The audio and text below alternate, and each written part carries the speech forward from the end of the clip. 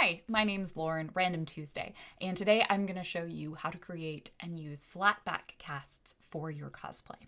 Flat back casting is one of the simplest forms of casting that you can do, and it is great when you need to make multiple objects that have flat backs and are fairly detailed. I've used flat back casting on a number of different cosplays, from belt pieces on both Lady Urbosa and Kane Wise to weird buckly things on Evie Fry's jacket. In each of these cases, the object that I needed two or more, and they also had a significant amount of detail. So the idea of creating several of these multiple times by hand was going to result in a lot of variation and a lot of struggle. So to get started with a flat back cast, the first thing you're going to need is a master. And a master is the version of it that you sculpt yourself. For all of these, I've used Sculpey, which is a clay that you can find that allows you to sculpt it. It's oil-based, so it doesn't air dry, and is then dried in the oven. After you have your master, you're going to create your silicone mold. I made a box for mine out of some scrap cardboard and some hot glue to make sure nothing leaked out of it. Silicone is great because it pretty much only sticks to itself, so you don't really need to worry about the materials that your box is made out of. Cardboard works great. Do double check that it isn't anything with sulfur in it, because depending on your silicone, that can inhibit the cure, meaning that you end up with a mold that doesn't work. So after that, you're going to mix your silicone per the instructions. There's a lot of different brands out there that you can get. I used Platinum Cure Tap Plastic Silicone. They make a different version of it as well. I do recommend finding a silicone that has a lower viscosity. In other words, it's runnier.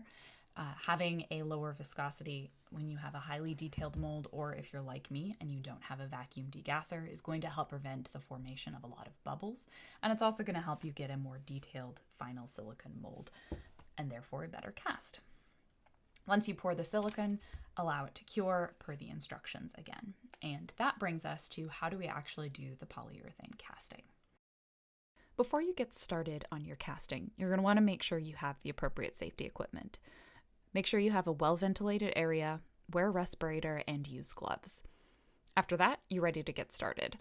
You'll need the resin that you're going to use. I'm using Tap Plastic's Quick Cast, a 2-part polyurethane resin. I measure these by having 2 plastic measuring cups that are clear. I figure out how much water fits into each of my silicone molds and then divide that in half and mark that line on both the cup A and cup B. I also label them so I don't get confused and end up messing up my cast by mixing prematurely.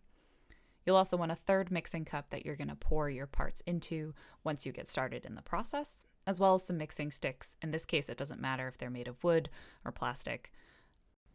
First, pour equal parts of A and B into your 2 plastic measuring cups.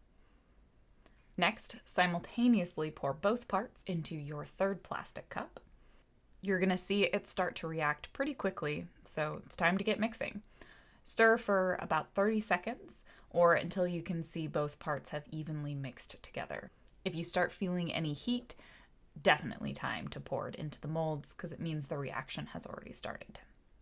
Next, pour it into each of your molds. You want to start in a corner to allow the resin to fill the mold completely and evenly. And last, we wait. The curing time will take about 10 minutes, but you'll be able to see when it's happened.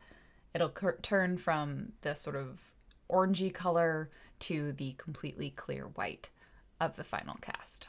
Demolding is incredibly easy. All you have to do is pop it directly out of your silicone mold and you'll have the finished product. You might need to do some sanding or dremeling on the edges to smooth it out, but otherwise it's ready for priming and painting.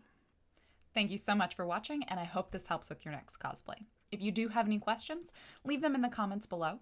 And if you'd like to help me continue making videos like this, subscribe to my YouTube channel or check me out on Patreon. As little as $2 a month can help keep these videos coming. If you would like to catch me live, you can do so on twitch.tv/randomtues, or you can head over to my website randomtues.com for more resources, tutorials, and other cosplay goodness. Thank you so much.